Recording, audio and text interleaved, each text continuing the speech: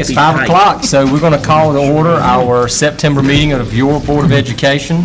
And the first item up is the Pledge of Allegiance, and Mr. Butch Oliver is going to lead us in that.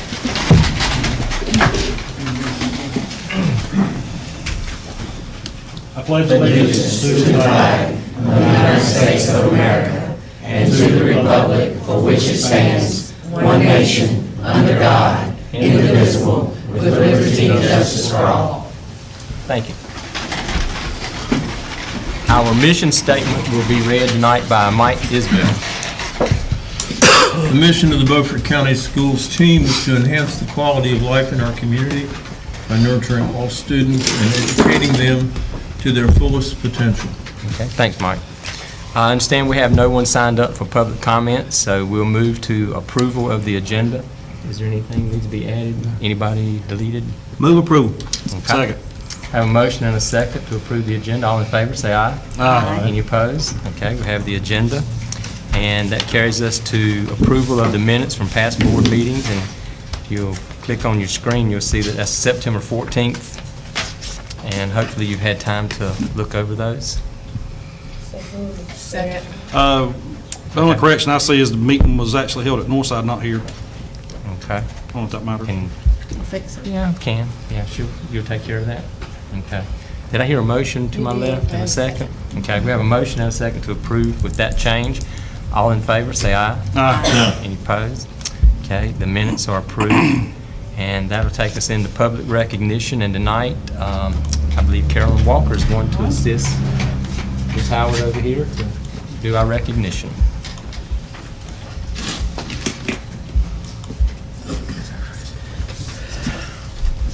Good evening. Good evening. The character trait that was recognized in our schools for the month of September were character traits were respect and responsibility. At the elementary level, the nominees were from Chakawinity Middle, Daniel Gomez; from Chakawinity Primary, Megan Grimsley; from Eastern Elementary, Nicholas Martinez; from John Cotton Taylor, Kenyaz McLeod; from John Small, Daniela Luque; and from Northeast Elementary, Nicholas Moore. And the winner at the elementary level was Nicholas Martinez, if he will come forward.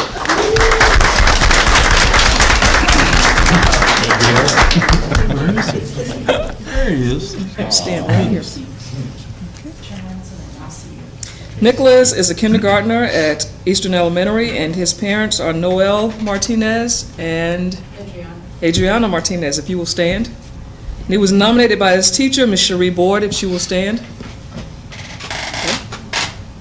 And Ms. Boyd wrote, "Respect and responsibility often go hand in hand and help establish a strong foundation of solid values in children. Children primarily learn about responsibility from the examples set by their parents, but they also learn responsibility by taking responsibility. Nicholas demonstrates respectful and responsible behavior when he cleans up after himself each morning. He is kind to classmates. On the second day of school, he helped a friend find their bus when they were lost and upset. Nicholas also recognizes when teachers need a helping hand. He will put materials in order and will open doors for teachers who are carrying a heavy load. Nicholas displays kindness, respect for others and property, and generosity to others. He is the warm, sunny part of my day." We say congratulations to Nicholas Martinez. Nicholas,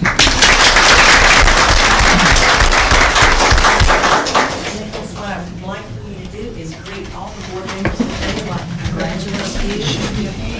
I was scared of you today. We must have accused. Scared that child. Congratulations. Keep up the good work. Traumatized. Each go all the way around, so I'll meet you on the other side. Good job, young man.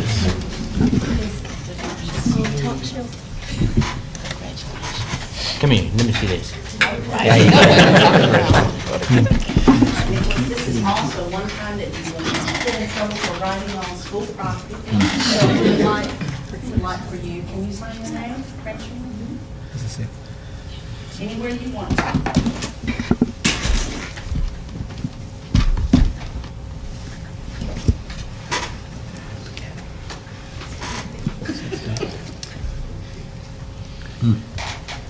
Don't be patient, you might be a little bit. But you're doing a great job. Better than the lines in this room. All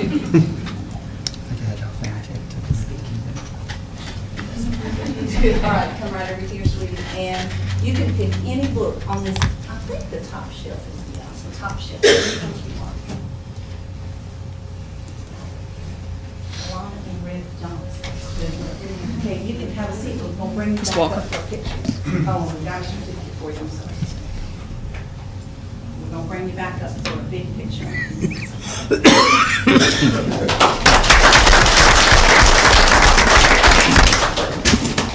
At the middle school level, the nominees were from Chocowinity Middle, Jairo Juarez; from Northeast Elementary, Justin Bell; from P.S. Jones Middle School, William Reed. And the winner at the middle school level was Justin Bell. And Justin had some athletic obligations that kept him from being here, and so we're going to present his award at another time, but I would like to read what was written for Justin. Justin is an 8th grader at Northeast Elementary. His parents are Gregory and Jody Bell, and he was presented by the 8th grade teachers, and it said, "We would like to nominate Justin Bell for the character education trait of respect and responsibility for his unwavering dedication to the NES American flag. Prior to a language arts class, he informed his teachers that he may need to step out to take care of the flag if the weather turned inclement. His concern was very sincere. Sure enough, the weather worsened a bit. He was called to remove the flag. He literally ran out of our class like a bolt of lightning. He then proceeded to work very efficiently at removing the flag, thus protecting it from the elements. What a patriotic young man. Way to go, Justin," from the 8th grade teachers. We say congratulations to Justin.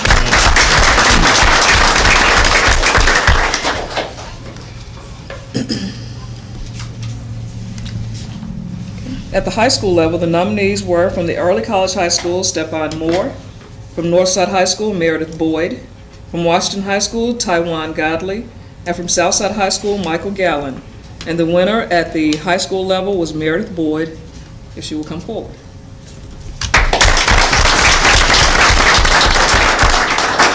Meredith is an 11th grader at Northside High School. Her parents are Amanda and Todd Boyd, if they will stand. And she was presented by Miss Amanda Watkins, if she will stand. And Miss Watkins wrote, "Meredith Boyd has been my student for 3 years now. She began her FFA journey after a lifetime of being surrounded by agriculture on her family's farm. 3 years ago, Meredith started her high school career as a Green Hand, or first-year FFA member. Since then, she has grown into a tremendous leader in her school and community. She currently serves as the Northside FFA Chapter Vice President and a Northeast Regional FFA Vice President. Meredith embodies fully what it means to be responsible, respectful, kind, and courteous. With specific regard to her traits of responsibility and respect, I would like to tell a few stories about Meredith. As I mentioned, Meredith began her FFA career as soon as she transitioned from Bath to Northside. She was eager to participate in FFA events and continue the tradition of FFA membership of her family members. At the time, her cousin was serving as chapter co-president. That year, Meredith was more than just a freshman. Meredith competed in a multitude of contests in our FFA chapter, including agriculture sales. In the meantime, she played volleyball for the Northside Lady Panthers, maintained an impressive GPA, and helped her family at home. That year, Meredith achieved great success in FFA and in school, and she attributes so much of that success to her time management skills, a key component in being a responsible young adult. This year, Meredith's responsibilities grew even more. She is now a varsity volleyball player and serves in multiple leadership roles throughout the school. She is enrolled in various college courses and still maintains a pristine grade point average. When faced with an ever-expanding to-do list, one would think that a student would falter, but Meredith's diligence in completing her obligations has only strengthened. The final capstone component of Meredith's responsibility is a little different. Beyond responsibility for herself, her schoolwork, her car, and her family, Meredith feels responsible for the well-being of her community. This past summer, Meredith attended Washington Leadership Conference, a week-long conference designed for FFA members in the pinnacle of their FFA careers. While there, Meredith dreamed up a way that she could make an incredible impact on our community. As an agriculturist Meredith understands the responsibility of American farmers to produce food, clothing, and fuel for the masses. Though she doesn't intend to be a farmer, she still feels the same responsibility to her community that her grandfather, father, and uncle feel.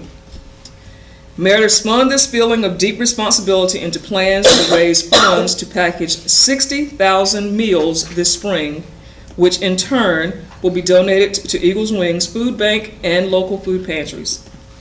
Meredith is planning this incredible service project not as a grade, nor for any FFA awards or recognition, but because she sees an opportunity to help her own community succeed through her privileges. If one spends time around Meredith, it is easy to see that she truly is a model of respect, poise, and sincerity. As a teacher, I have been blessed by her diligence in being a self-motivated student. As an FFA advisor, I am honored to have a student that truly understands and feels a connection to our FFA mission: premier leadership, personal growth, and career success. Meredith is truly one of the most responsible and respectful young ladies I have ever worked with, and she is truly deserving of this honor. We say congratulations to Meredith.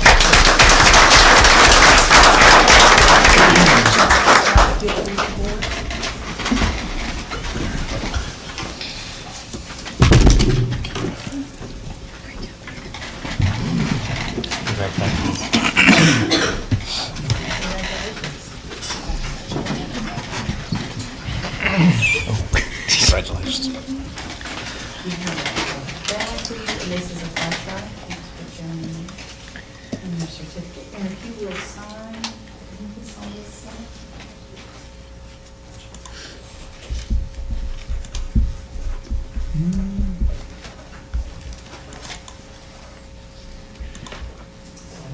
And now, are we going to get a picture? Let's get both winners back up.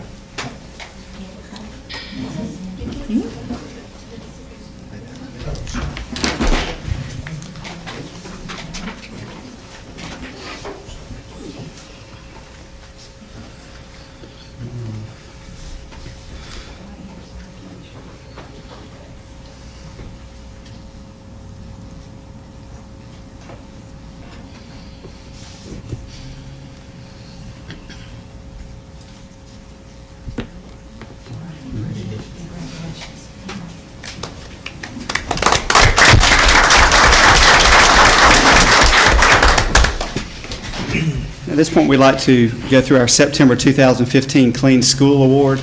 And this month's winner is from Bath Elementary School with a perfect 100% score. We'd like to invite custodians Wade McKeel, Tyrone Langley, and Eva Lodge to come up, if you would, to accept the award.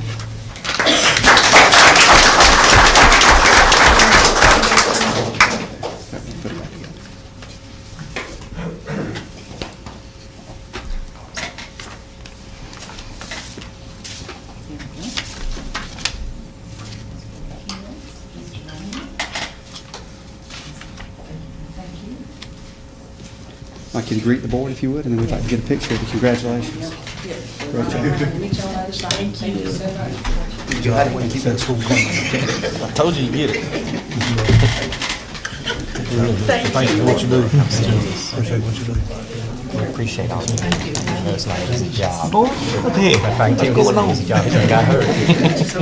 Yeah, you get cleaned up, bro. All right. Well, congratulations. Congratulations. You're going to take your rest down there, no?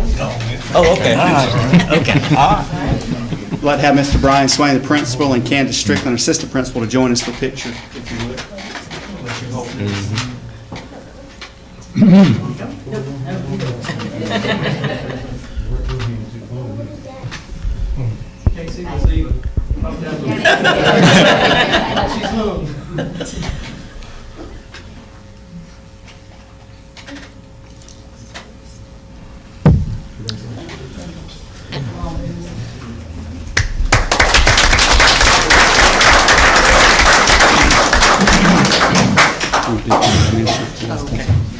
We also like to recognize those schools that scored 95% or higher as honorable mention schools.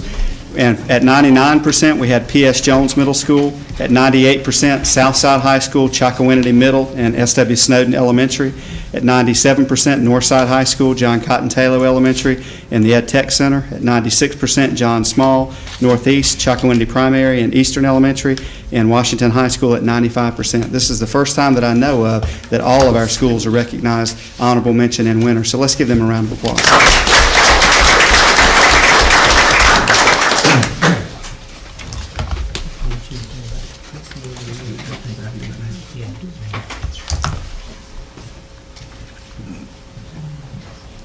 We also, this is a point of recognition. We'd like to recognize one of the folks we've got in our audience, Mr. Charles Clark, is the Principal of the Year for Beaufort County from Northside High School. Mr. Clark, we're proud of you and want to wish you well in your competition. And Ms. Melissa Boyd, who's a teacher at Bath Elementary, is the Teacher of the Year, and she'll be going through the process, hopefully to be our representative for the Northeast region and then in the state competition. So let's give both of them a round of applause. Y'all would at least have to stand up. I will when I Which is what, about right now? And the reason I say that, we're through with our recognition portion and we're getting ready to move into the business of the meeting, which you're welcome to stay, but we generally give about a 1-minute break in case you came for the recognition part. And this is generally where we clear the room out with a board. But we understand why you came. So if you would like to leave, now's a good time. If you'd like to stay, that's great too. So. But they'll leave. Hey, wait, want to keep that thing at Bath now?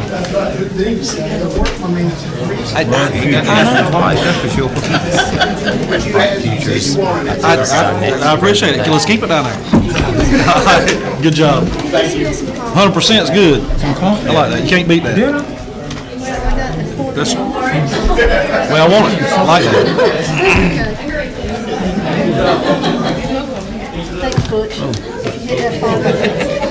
No offense, Catherine. We get to keep these. Oh, okay. You now know how it feels. But that's okay. We'll let them get down the hall a little bit. I think the noise has about died down.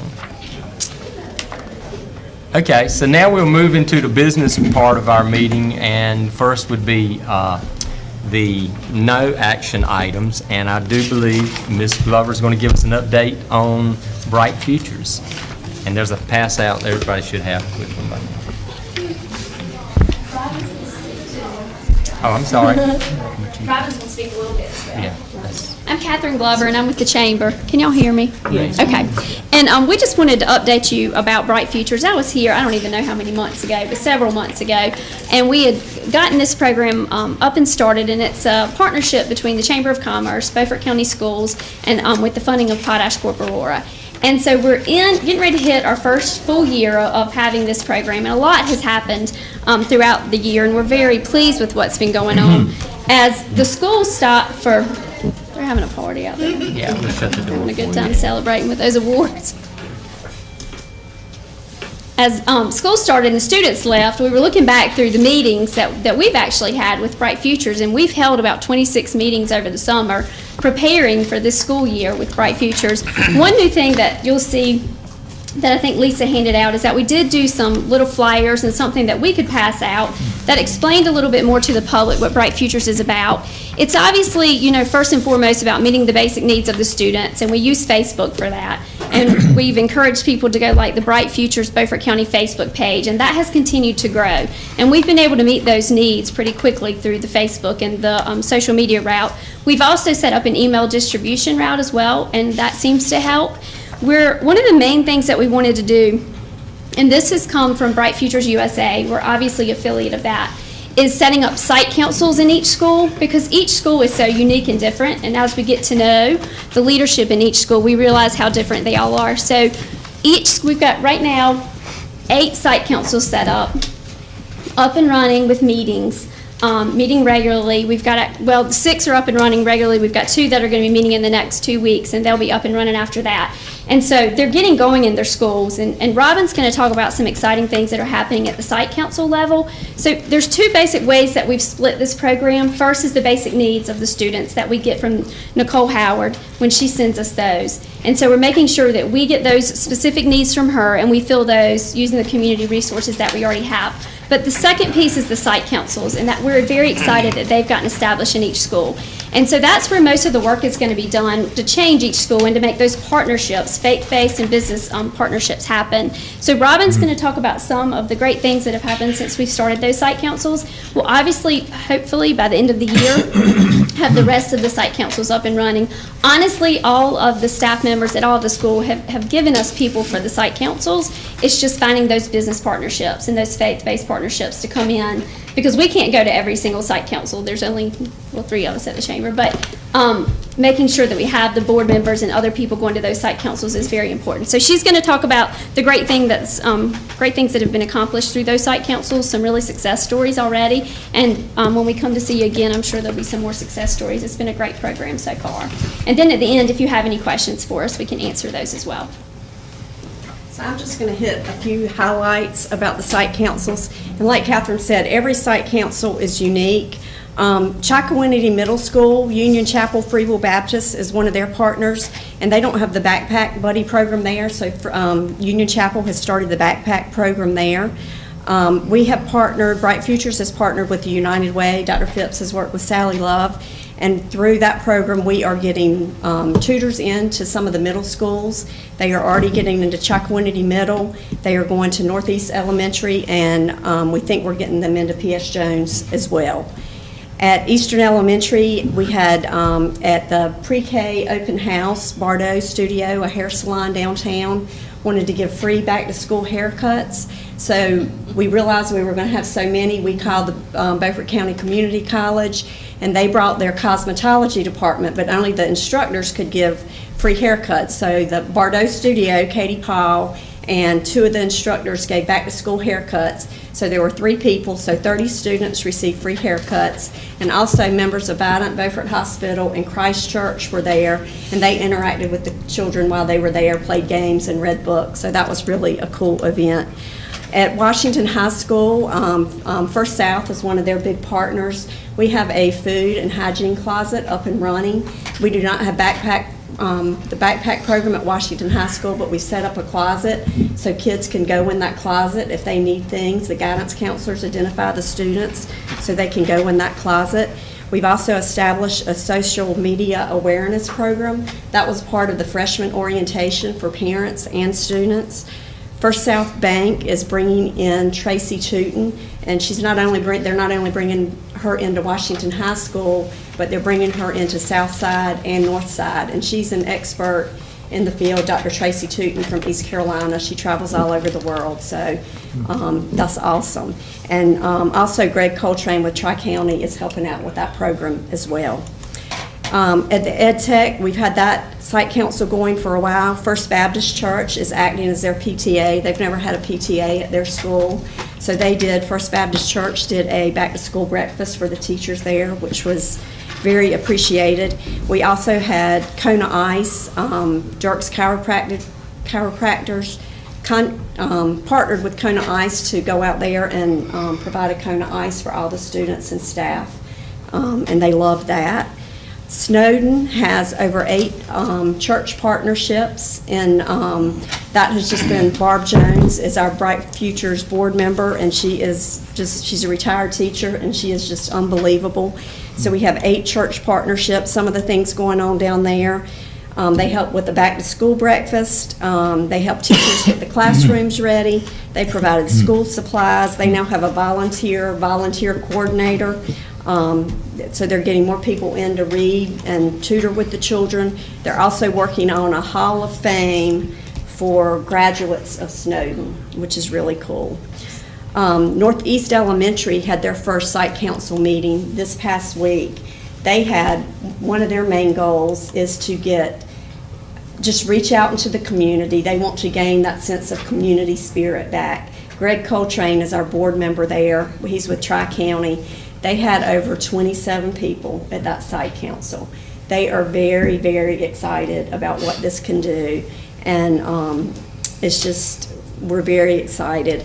And to close, this just kind of wraps up in my mind what Bright Futures is. Catherine films every other week a chamber show called News and Views, which airs in Beaufort County and in the Tri-County area. And Paige Harris, who's the chairman of our board, and I went on the program to talk about Bright Futures. Someone was flipping through the channels and actually watched the show. And we were talking about Bright Futures, and someone watched it. And so they went and logged on to Facebook and saw that we had posted a need for a washing machine that Jeremiah Jackson needed. They needed a washing machine at the Ed Tech. This woman had a washing machine just sitting in her garage that was not being used, so she called me at the chamber, and she said, I would love to donate this washing machine. So as soon as the weather clears up, we are getting that washing machine to the Ed Tech. And to me, that is through the chamber, through the school system, through Bright Futures, it has all come together. And to me, that is what Bright Futures is all about. So, thank you very much. Thank you. No, thank you.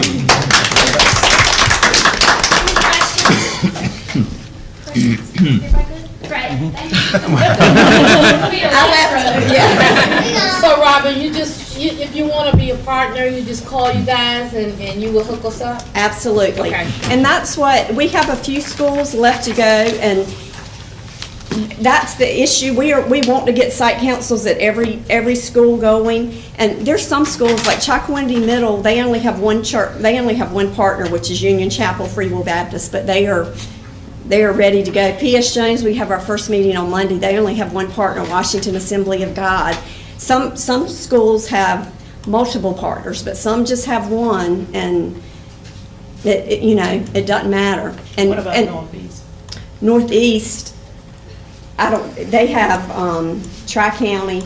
We went down to visit with Vidant, Bellhaven Family Practice. They're a part of it, and they are raring to go. They are. I think Northeast is going to end up having a lot of partners. And a partner can do something once a year for the school. They can do something once a week for the school. A partnership can look different in every way. And they already have lots of church partners, Northeast does. So a partnership can look any different way. And I'm going to leave some of these cards if y'all want to take some home with you. My email address is on here, so someone can call me or email me. Thank you very much. Thank you. And now I believe Dr. Phipps is going to give us an update on driver's ed. Yeah, just want to let you all know that as we waited for the dust to settle on the budget to get an idea of exactly where we are, moving forward on driver's education, we basically went back to last year's funding approach, and we are going to continue to charge families $45, and the state money that we draw down should cover the cost of the program. So we started back this past Tuesday with the first class being offered again. We were driving the students, as you all recall, that had gone through the program. So we took about a 10-day, 2-week hiatus to wait for things to settle down, and we're back at it now under the same basic operation protocol that we used last year. And then we don't know what next year is going to hold. We've been told that it'll be covered by the state, but we're not exactly sure which the funding source that is. So as we start to work on next year's budget, we'll also try to get some clarity about that funding source and be coming back to you with more detail. But we wanted to know that we're back up and running again and back in the saddle as of this past Tuesday. So it was a pretty short suspension of services, I guess. So. But that needed to be done because we didn't know how long the funding was going to be without. We were kind of in the dark on that, so now things are back. So. And we're grateful that the families don't have to shoulder that cost. We hope they don't in the future as well. Absolutely. That all? That's all. Okay, let's move into our action items. And Stan, I believe you're up first with some capital items. Do you know what I'm looking at on my screen, or do I need to explain to these folks? Give me what they're looking at. Go ahead. I was just saying you've got some handout or something, but we've got it on our screen. I want to make sure everybody understood. Yes, sir. You want to tell them which one? Yeah, let me just do it anyway.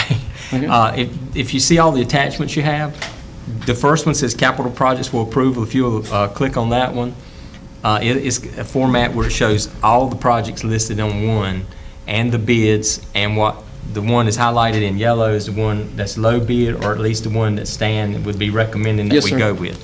All the other attachments are the actual contract, or not contract, the actual bids. Actual Quotes for each one of these projects if you wanted to look through those. But this one pager would keep you from having to go through each individual ones, but you get to see the companies that bid. Plus, we can have, after Stan gets to explaining this, I've been told we can approve all of these at one time, okay, which would save us some time, because tonight there's what, 8 or 9? Yes, sir. Items. Okay, I won't take any more of your thunder. Okay. First one is up is the Bath Elementary School Highway 92 fence project. This project actually was approved by y'all previously for its bath upgrade, and during that time, an elderly customer backed in the far corner of the fence and damaged it pretty bad in that corner, for the corner post. And then the rest of the fence was very rusty and very in disrepair, full of vines. Someone at Bath, and I never found out who, acquired a grant, and they purchased the materials. Materials were on site, so then we went back and just bid out the installation of the donated materials from Lowe's. When she wrote the specs, she didn't include no post, she didn't include no tie wires, and she didn't include no bottom wires. She just basically got poles and fence. So we had to go out and spec, and I actually wrote the specs on how many poles and how many, you'll see it written out detail, very detailed, so we get bid for bid. And that's what Clark and Son come in at total project. We added the two together. Projects came in at $7,309. And we had $8,800 allotted for that capital project. Okay, that's what I was going to ask you, so thanks for throwing Yes, that sir. in there. I wrote them on the front of all my folders. Yep, okay, thanks, Stan. Okay. The next one up is wall behind scrubber. That's a piece of equipment that will probably go into Chocowinity Middle School is where I think I'm going to send it. We're trying to get the hours. Actually, we'll be doing that tomorrow if it's approved to purchase. This piece of equipment is used at the school to actually scrub the floor, walk behind it, and it does the hard work. Instead of doing an independent swinging machine, it's a self-propelled machine. This item was on state contract and for $6,666 plus tax. Any questions about that item? Now, was this an item that was listed as a capital? Or was it Yes, just sir, a capital included item something? Was it in something? wall behind scrubber. Sure. Okay, just for the public, particularly for those that are watching on television, these are not new items. These are items that were on our adopted capital budget. And what we've done is we wanted the public to see, certainly the board to see what the bids were, and then we're going through the process now of actually awarding that bid to get the job done. But this is not new money for new projects. This is actual what was adopted when we met with the commissioners back last spring with regard to our capital budget. So these are items. 15-16 year. Okay. Next one is Eastern Elementary School Pod 5 roof replacement. Low bid was Curtis Roofing at $34,200 plus tax. This was a roof that was slated to. Pod 4 is at Eastern, and it is exact same. Low bidder was Curtis Roofing of $33,800 plus tax. Do you remember what we had listed on the capital for those items, those two systems? $34,076 for Pod 4. Pod 5 was $50,000. Okay. Is there a difference between Curtis and Curtis and Curtis Construction? Yes, ma'am. Curtis used to own Curtis and Curtis, and they broke apart and went several years, and he decided to get back in the roofing business. So Curtis Totally different. is an original owner of Curtis and Curtis, from what I understand, just in my background checking. And where are they out of? Kinston. It seems like an enormous difference. Yeah. Bids, I mean. Did you get any local bids? Nobody's certified to do the installation of the roof in Beaufort County, all residential, not commercial. We don't have a commercial installer. Empire Roofing here has done the roof, but he has to do it under somebody else's license, and he can't give us our warranty. He knows how to do it. David Lewis. EdTech replacing the HVAC on the Media Center Library, whatever we want to call that building. We call it the Media Center. It's the oldest air conditioning in the system. It's a 1978 or 79 unit. We had allotted, I should have just brought my sheet. It was on the non-barred unit. yeah, it was in the group air conditioning, that's right. Yeah. That's why I didn't have a general one. It's a group, we grouped it together on our capital fund. This next one is the same way. It's air conditioning units in Northside High School administrative area. There's 2 units there that are standalone units, separate from the chiller and stuff. But these units will be added to our automation system where we can control them from our building management system. And that was, low bid was Robertson Heating and Air here of Washington of $17,900 plus tax, and that's for both units. And that true comes out of the non-barred total of HVAC replacement of $79,900. The next one is John Cotton Taylor re-roof. Go back, Sam, you said 17.9, that's for the ed tech, Yeah, not for it's- Northside. yeah. Okay, excuse me, let me Yes, correct. 8250. Northside, $8,250 plus tax. And that's not Robertson's, that's Air Serv. Air Serv, Okay. and they're of Washington too. I got off the wrong line. They're from Washington. Yes, ma'am. Any more questions about that one? John Cotton Taylor Elementary School, replacing the main roof, we call it. You'll see some of the bids says the east roof, and it's not Eastern Elementary, so it's confusing earlier. Somebody asked questions about that, but it's the east roof, the main roof. And the low bid was Curtis and Curtis of $5,932 plus tax. That's down one from where we got the connector roof first. Connecting and then the main. Okay, I'm yeah. sorry. Y'all have them the other way? Yeah, Okay. I can tell the main one, I guess, because it's $50,000. but- Yes, okay. Mine's Did different. we have a number on that? That's the connecting roof, that's the little roof in between. The main building is $52,240, and again, that is Curtis and Curtis. And then the other two are items that we, Yeah. the last two are items that were actually presented last month, and there was not a true clarification of the actual money that was noted, and the board agreed for the base bid of $444,000 plus alternate 7, which was a metal roof of $27,000, would bring the bid to $471,000, and that would be awarded to Stocks and Taylor of Washington. And what we had was 4,000 less than that. That's wasn't it? correct, Right, the so this is just to 4,000. correct that $4,000. Yes, sir. This is nothing, you go, right, Gotcha. just making Gotcha. sure it is. Yeah. This next one is P.S. Jones contract, and this is actually coming back because of the architect's typing boo-boo. He made a $500 boo-boo in the add of the deducts. If you actually look at the document and add it all together, it comes to $10,568, and that's what y'all approved me to meet with them to find out value engineering and what we could do in-house. And if you take that from the $89,400, brings the total to $78,332. Okay, so 500. It's $500. It was a $500 in our favor, but it's actually back for the right contract.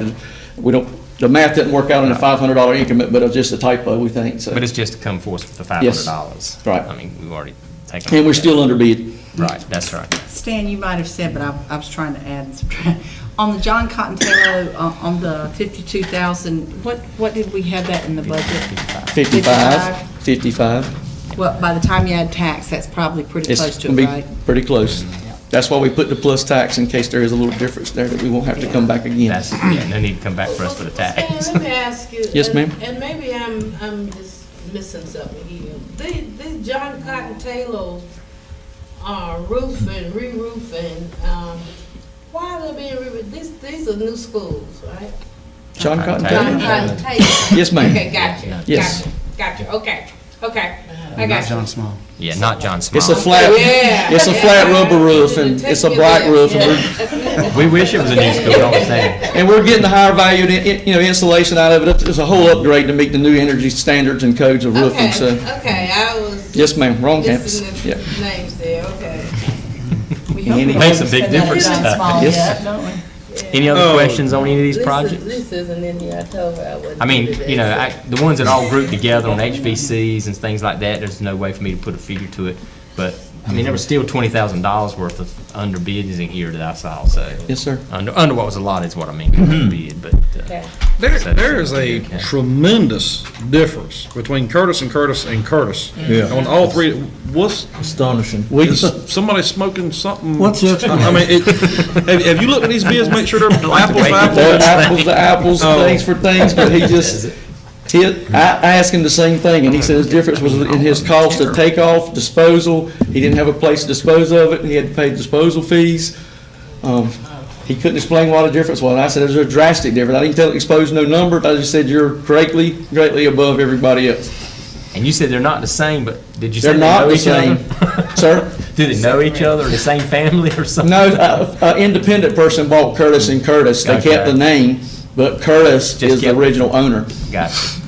And his line was that. And Curtis is a whole lot smaller operation. Curtis is like a 6 or 7 man operation, where Curtis and Curtis is a big company. They have multiple And companies. his explanation was that he had to go to more expense He to. had more expense, more overhead. He brought his crews out of Raleigh, and his other guys' crews are out of Kinston, so he doesn't have to pay per diem.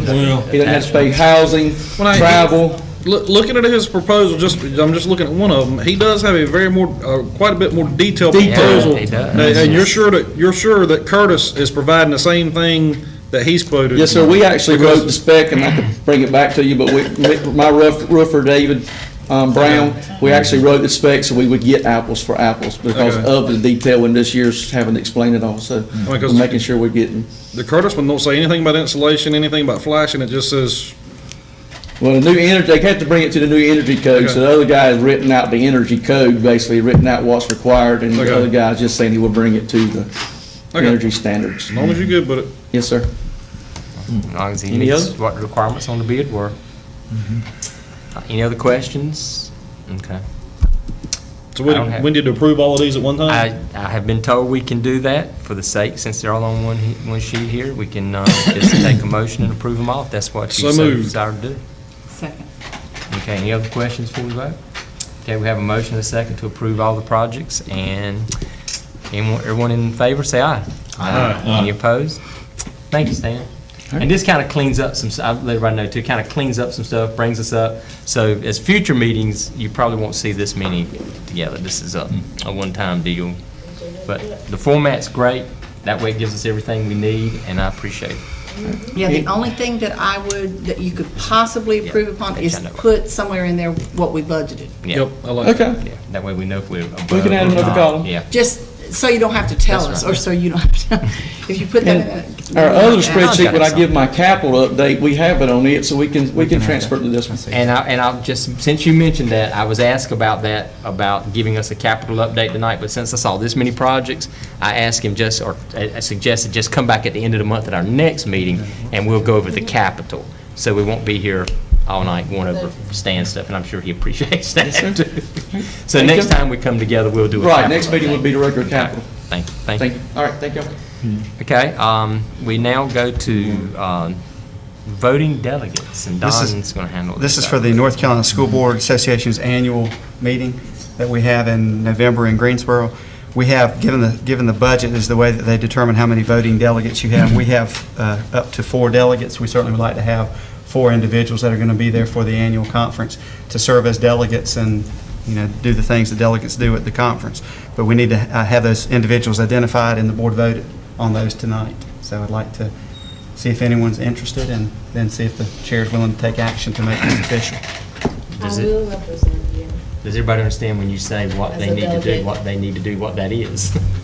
You'll go through and see the proposal of the agenda items that are there in terms of issues or bylaws being changed or whatever the work is, to hear those types of things. There'll be some discussion that may change wording, and then you'll either vote those up or down. And it's a part of having your fingerprints on the work of the School Board Association for the year moving forward.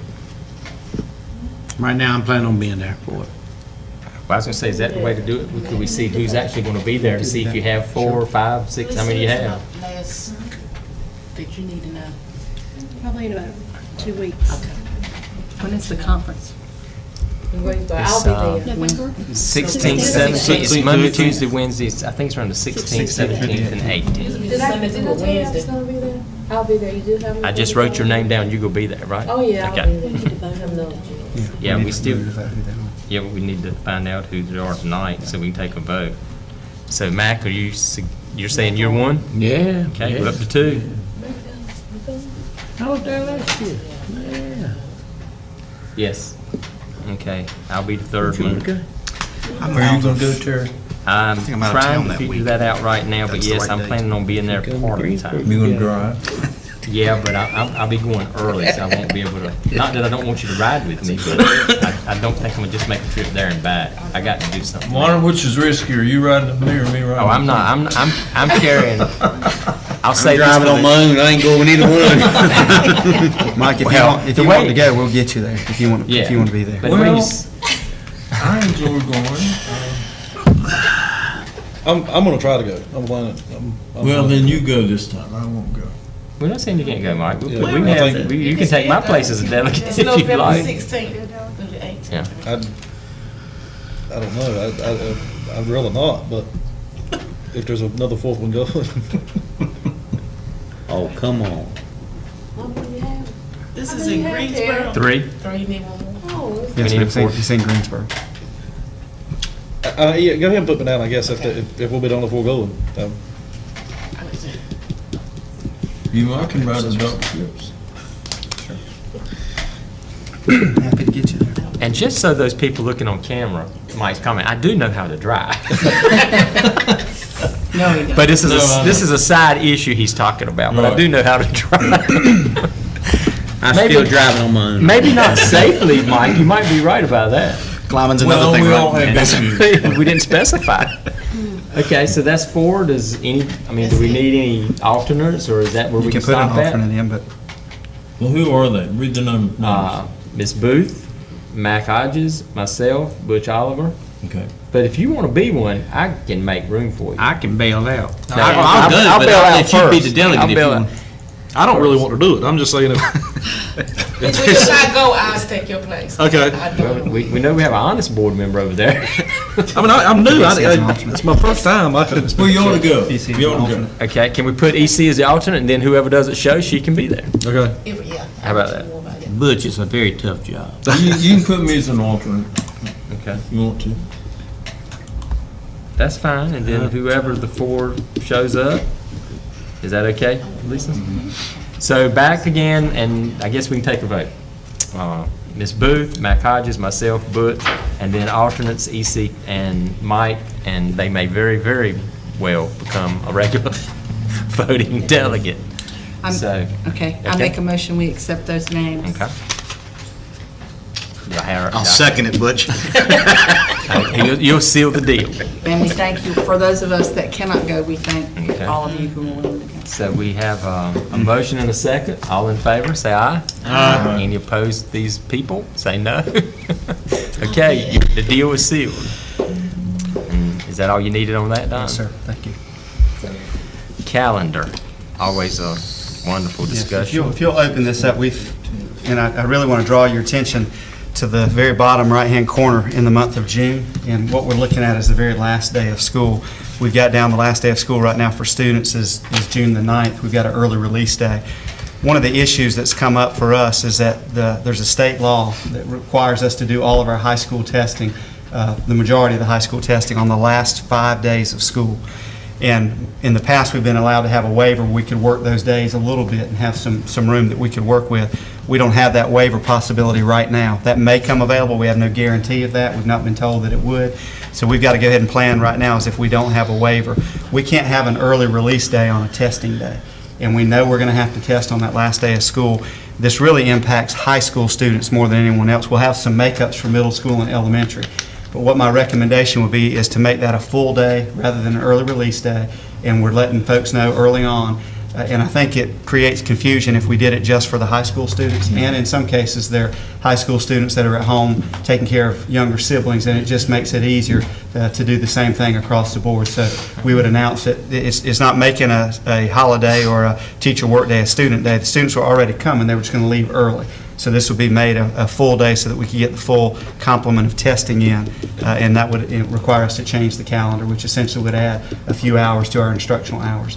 which given the weather forecast for next week, we may be looking at hours somewhere along the way too. So, but this needs to be done for testing. There's no way we can avoid it unless a waiver possibility comes up, and if it does, we'd come back to you with an alternative plan, but that's not available right now. Are we talking the 13th and 14th? The 9th of June. Just So that the one ninth. day. You're just asking us from early release to full day. Oh, I see, okay, all right. I'll make a I motion. saw that Sure. down there. Second. Any questions about that? I don't have a question about that. I have a, this is sometimes a little difficult to read when you look at it because there's not really a key to follow these color codes. Is there any way at some point in the near future that we can put a key on here? Because Gee, I don't know what purple means. I know, and Sort of like an acronym key. well, when you first look at it, you think each month is a month unto itself, and then you start finding some continuity in color, and then you have lavender, and then you have dark purple, and I just, if all of those colors have something in common, and they appear to, They do. if we could Yeah. put a key on there, I think Well, it would help. Keep you from reading the little stuff in the green. Right, over there. and as we get older, that little bitty print's hard to read. Some are holidays, some are annual leave days, some are teacher work days, early release days, but the public needs to be very clear. That's certainly something we'll work on. Carolyn, there's a zoom button on your computer too that you can zoom in. I know, but I mean, they Yeah, print this out, don't they, and give it out, and so, in years past, I've looked and I thought, is there a key on here and I'm missing it? That's really old school to need a key, isn't it? Well, Sorry. You've got Easter colors in December too. Easter colors. Notice that. It looks like a lot of purple and gold to me. I'm not objecting to the Nothing wrong with colors, that, but A little Carolina blue in there. When you mentioned they print it out and pass it out. Is that the school's responsibility? Because that was actually a question someone asked me, that this year we didn't give out calendars. Do they normally give out school calendars? I thought they we did do like it in this the year? packet. She does? Okay, well, I had some schools say they didn't get a calendar because they asked me where to find one. I said, I'm sure it's online. Okay, so I thought maybe just left up to the school to print them out and give to their staff. Okay. So you want a motion to change that from early release to a full day? That's right. On June the And 9th. did I hear one over to my left Move a second approval. ago? yes. Mike made one. Mike made so a motion, Mac second. did a second. Okay, we have a motion and a second to change it to a full day. All in favor, say aye. Aye. Any opposed? Okay. Graduation dates. Next, this topic is related to some degree to the school calendar piece too. My goal was to try to get graduation on a single Saturday, which would be a lot of work for board members, but we could get everything taken care of in one day. When you look at that calendar, high schools are just not comfortable with the short turnaround time. And the other problem is if we have inclement weather and we have to grab the 10th of June as a makeup day for some reason for calendar, it really pushes it and makes it tight. So what the proposal is that you'll see in your on the web on your computer would be basically a graduation schedule that looks very similar to what we've done in the past. The only difference here, and I want to highlight it just for the public to know, we have tried to protect Wednesday nights. We're meeting oddly enough tonight on a Wednesday night, but we've not scheduled graduations on a Wednesday night. The way that the semester, the second semester in the year ends, the way it falls on a Thursday, that we just don't feel like there's enough time to be able to pull together what we need to do for Monday graduation. So Washington has requested to graduate on the 15th, which would be a Wednesday. And we're doing that because of the anomaly of the schedule. But the recommendation here would be the early college high school would graduate May the 24th at 7 p.m. on the campus of the community college in Building 10.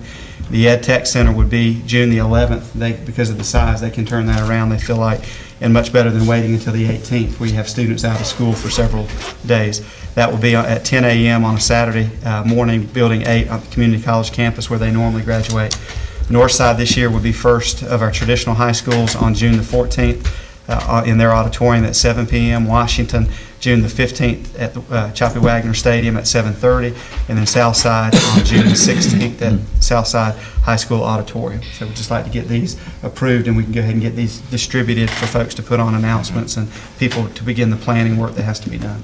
Okay, and okay, I have a motion and a second. Discussion? Let's just make sure it's nice and warm on the 15th. Okay. We will do what we can. Okay. Then I have discussion. Not just going to change anything. But, I mean, there's no way to work this any different because we're always like a week, having graduation a week after school's out. And I can't believe nobody didn't hear about that this year because I heard about it from everybody. we were like having graduation at Southside a week later, and people were already, school's out, they're ready to leave after those teacher work days and head out on vacation. There was one particular told me they were ready to head to Florida, but yet they couldn't leave because their kids graduating down at Southside. And other schools in the next county to us were already graduated way ahead of us. I mean, there's no way to work that out a week after school's out, having graduation. I would prefer to do it earlier. It's one of those things where folks will say that we've never done it that way, but everybody else does it that way in terms of making it work. And I'd like for us to take a look at that, certainly moving forward. And it's going to be one of those things that I hope I can bring back to you for the years to come that would solve it and get us out a little bit earlier. I think you need to, because this is crazy. A week after school's out, still graduating kids. Well, the concern we've got this year is that the state testing runs until the last day of school. So that, if you graduate the week of the last week, you're going to have some students that have not finished their end of course tests and things. So you basically have them walking the stage, but they wouldn't be able to get the diploma because literally some of the testing that's required cannot be given until the last day of school. If we had that waiver where we could move things a little bit affect other counties too. It will this year, and I'm not sure what other counties are doing. They're graduating way ahead of us. Way ahead of us. I think part of that was the General Assembly action some time back where they felt like we wrapped up testing early on and then we were just kind of holding students in the classroom, and they wanted to make sure that we maximized instructional days and pushed the testing back as far as we could. Okay, well, we have a motion and a second. Any other questions other than mine? I would just say that if it can be revisited between now and graduation, of course, I know there's a deadline when they have to order the graduation invitations and all that. That's still a little ways off, isn't it, would you say? I mean, it's just hard to explain to parents when you look at the counties right next to us and they've already graduated a week earlier and gone, and we're still sitting here waiting to graduate kids. It just makes us look like we don't know what we're doing. I'm sorry, but that's the way it seems. Okay, we got that motion in that second, so all in favor say aye. Aye. Any opposed? Put me down no, just so I can tell those parents I voted against it. Didn't change anything, but at least I can tell them. Field trips?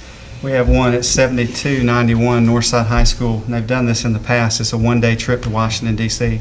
Not overnight, but it is out-of-state on a charter bus. They've done this in the past. They obviously leave early and come back later, but they've been able to get it done in one day. We're just bringing this back to you for your approval.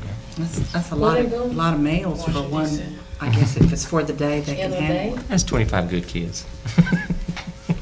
What do they do? Just get off the bus and go through and come right back? They've got a packed agenda, and they start from the time they hit the ground until they finish up. They don't do much. He can't be doing a whole lot. Get back on the bus. No. Okay. Move approval if they want to go. Okay. Second. We have a motion and a second for approval of the trip. All in favor, say aye. Aye. Any opposed? Okay, let them go. It's going to be a nice day. Yeah. Personnel, I would entertain a motion to go into closed session. I move that we go into closed session pursuant to General Statute 143-318.11A1 to prevent disclosure of confidential personnel files under General Statute 115C-321 and General Statute 115C-402 and USC 1232G under student records. Okay, have a motion. I hear a second. Second. Okay, we've got a motion and a second for closed session. All in favor, say aye. Right. Any opposed? We're in closed session. Thank you.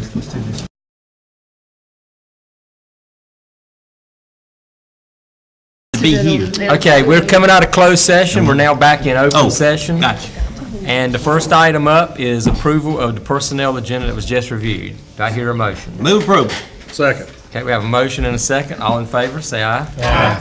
Any opposed? Okay, personnel agenda is approved. October calendar, Dr. Phipps, you want to tell us anything or about that?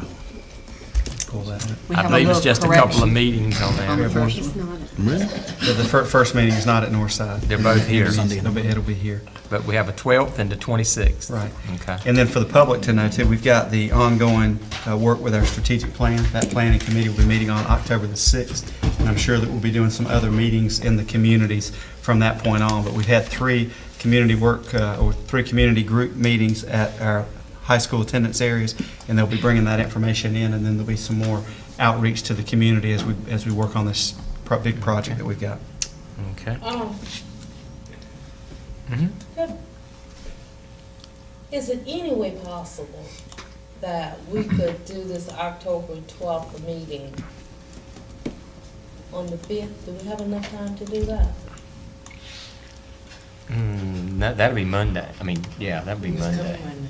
Do we have enough time to do it, Mr. Chairman? Well, I guess anything's possible. The only thing is, do we have enough to even talk about by Monday? You got that storm too, you don't know what you're Yeah. gonna do. Whatever y'all want to do. Is the whole week out for you? The whole week. It would help me, I have a dental appointment on the 12th. Excuse me, if you just did said have it. He said help. The 12th. I don't You know. have it on the 12th. 12th? Tom says No, have he meetings hasn't every put it on. day. It would- Yeah. The Yeah, 5th don't- would help me, but Well, the only, it's just, the only problem that I see with that is that we're talking about in 2 business days having another meeting. And that wouldn't be enough to build a real agenda to make it worthwhile that's having just a next meeting. week, really. Right, that's what I'm saying. Well, I mean, that's fine. I mean, today's Wednesday. Since we moved this to Wednesday, that would just leave Yeah, us Thursday and it's just- Friday, and we'd have a right, meeting. I understand. That wouldn't be enough to really build an agenda for a meeting that quick. That's true. I'm not saying we can't have it. There wouldn't be probably anything to talk about. Wouldn't be a need to have it, is what I'm saying. Don't you have to talk about it now? Right. That's fine. Yeah, we seem to find things to talk about, don't we? If you want to go the week So we're after, gonna keep it on divide up what 12. we have, part of it work session, part of it board meeting. The only problem is that when you do that, you end up with such a long meeting. I mean, what he was saying was we could just combine the 2 and, No. is that what you're The saying? 19th and the 26th. Do Oh, the work session a 19th week and the later. 26th. And then with the Well, we could do presentation stuff, that. we could do. How would that work for everybody? The 19th and the 26th?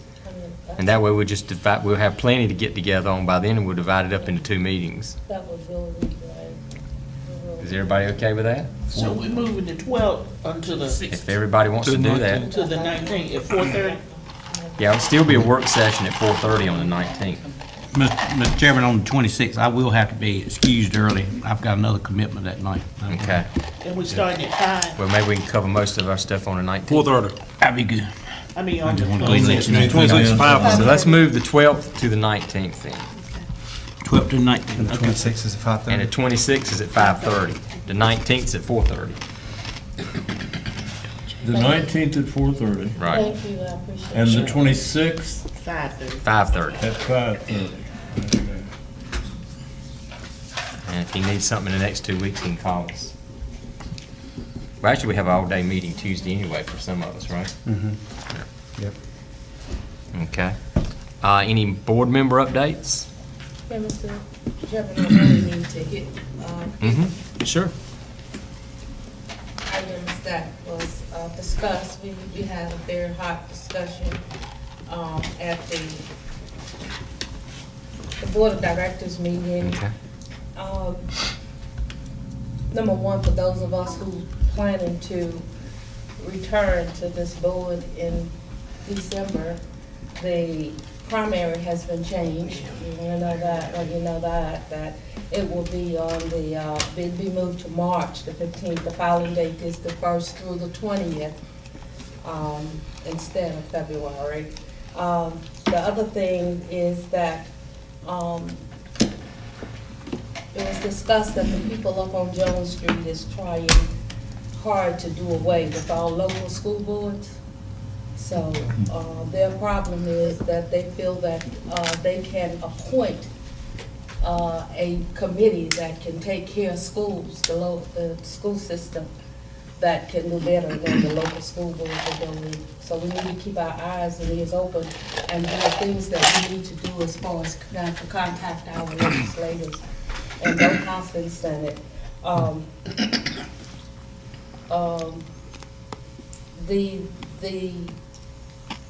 All teachers, as Dr. Phipps has told you, all the teachers will receive a $750 bonus that's being hired by November the 1st.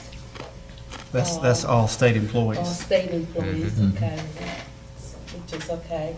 Also, the school board training that have been set for new trainers. Well, every school board member is supposed to have 12 hours of training, okay? Now they've changed it to every 2 years instead of every year, okay? That has been changed. also, I heard Dr. Fitz speak also on the driver's ed funds that has been returned, and they are returning from the fines and forgeries. That's how we look at that. House Bill 334, if you haven't read that, you need to read that. That House bill is saying that we must have in place a policy that is anti-nepotism by March 1st.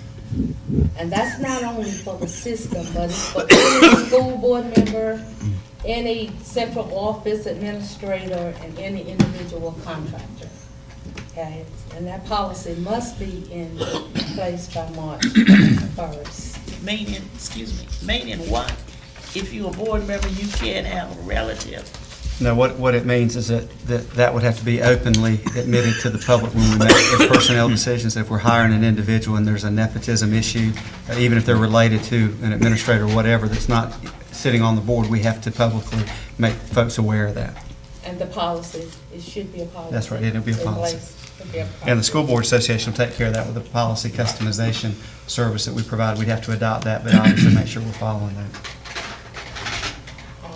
The biggest issue that was discussed while we were there was that they are saying that, legislators are saying that they are wanting to, any school that's not, any local public school that's not efficient and not working efficiently, not growing, they are trying to merge the school. Okay, and the merger, did you hear that, Dr. Phillips? Okay, am I saying that? They want to create what's called an achievement school district, but that did not pass prior to their adjourning, so that's not something that's right on the forefront right now, but it is being discussed. Okay, Yes. it's being discussed. Okay. But then also schools that are continue to be D and F schools should have a action plan or some type of a school improvement plan, and we do that anyway, but there's some things in the state I think they're trying to tighten up, and I think fortunately we do those things already, so we just have to continue on with what we've been doing. So Dr. Fisk basically gets the same information that I get. You might not hear it from him across the board here, but I'm sure that he just informed me that he have no problem with just making copies so that everybody can receive a copy of it and know exactly what's going on from the legislators down to us. And that's what we really need to be concerned about now, because they are working hard. And I think that our lobbyists is doing a great job at trying to protect us. But it's really, really getting to be a tight issue up there with them, because, you know, they've never been teachers, but, you know, they've never been in the room in the school, but they know what needs to be done. So I guess that's why they feel that they don't need a local school board, but we need to stand for what we believe is right, and that is that we need protection for our children. Thank you. No, I appreciate you bringing it to our attention, and as your board chairman, I'll promise you, as these local legislatures, as they visit our schools and I'm with them, I'll point those issues out to them. Thank you. I appreciate that. I mean, it's whenever that is. And I want to let you know that when they was working on the bill 539, I made several calls to the legislators, the Senate, and to the House members to ask them to please oppose that bill. And I guess you know that bill was that the local school, the public school would have to share all of their funds with the charter school, including nutrition, which feed. So, I mean, we need to, if it's possible, pay attention to these bills so that we'll know what we need to fight for and how we need to stand for what we believe in. I absolutely agree with you there. Any superintendent updates? Yeah, two things. One, I want to share with you and the public that Chocowinity Primary School was named this week as a National Blue Ribbon School, one of 3 in North Carolina. And I think it's interesting that that school on this report card is a B when they're recognized as one of the 3 top-performing schools in North Carolina with that recognition, but we're proud of the work that they do there. And then the last item is something that we might, I don't know if it's something we need to look at in terms of adjustment, in terms of action, but given the level of state funding that we have for teacher assistants and based on the generous gesture that the county commissioners provided, and I think some understanding in terms of where we were going to be at in funding, there was a dollar figure of $315,000 that we've talked about that the commissioners had agreed to share with us. I think the feeling is because of the funding being restored to the level that it was last year for the 14-15 level, that the recommendation would be that the commissioners would not transfer the funds. We haven't gotten it yet. I think there's some folks in the community that have even used the word renege, the school board's reneging on the agreement that we had with the commissioners, and we've not done that. And we were trying to figure out, it took us until 2 Fridays ago to determine what the allocation formula looks like. And to the best of what we can tell, we are exactly where we were in 2014-15, minus $12,000 on the teacher assistant side.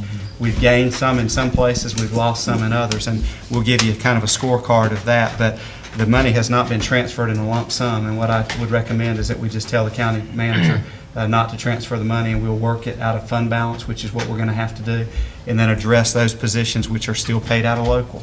I mean, this really doesn't solve our problem because the positions that were salvaged were actually locally paid positions and not paid out of state. But I don't want to move forward with acrimony in terms of what folks understand and what we're doing. And I feel like with that being the understanding that we just need to not use that money and use what we have. Dr. Fitz, wasn't that official board action by the commissioners? It was, yes, sir.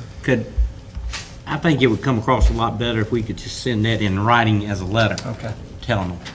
And so they'll have it for their record instead of just a verbal conversation with the manager. There'll be, Yeah. and it'll be there for all to see. All to see, you know. And my understanding is they've released I just think 1/11 of that, which is about $24,000. So we would return that and just say we'll deal with this out of on the local side and do the best we can with this. So for the most part, we just won't accept any more money is what we'd say. Yeah. They really didn't have to do anything. That's And, right. That's I right. really do appreciate what they did. Absolutely. But I think if a letter in writing be sent to them, And I think you can do that without a motion. Or vote Yeah. on that. Okay. Yeah, we can do that. Yeah, thanks, Mike. Anything else? If not, I'll make a motion we adjourn. I have a motion and a second. All in favor, say aye. We're out.